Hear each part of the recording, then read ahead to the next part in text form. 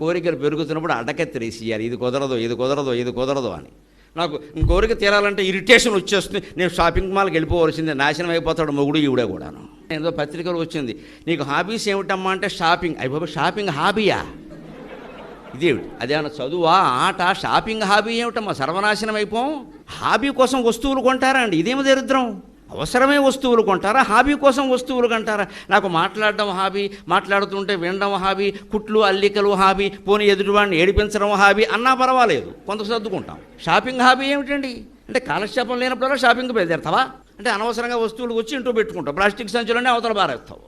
Shopping hobby అంటున్నామంటే జీవితాన్ని దరిద్రం చేసుకున్నాం మనం. ఈ కాలక్షేపం లేదో ఓ పుస్తకం చదువుకో, ఓ సినిమా చూసుకో, ఓ ధ్యానం చేసుకో, బుద్ధి జ్ఞానం ఉంటే. అందుకని షాపింగ్కి వెడతావా? ఏం తోచట్లేదని షాపింగ్కి వెళ్ళా అంటే అయిపోతాం మనం. ఇంకా ఏ షాపు దగ్గర షాపింగ్కి వెళ్ళామో ఆ షాపు దగ్గరే బజ్జీలు అమ్ముకుంటాం, అనుమానం లేదు ఇంకా.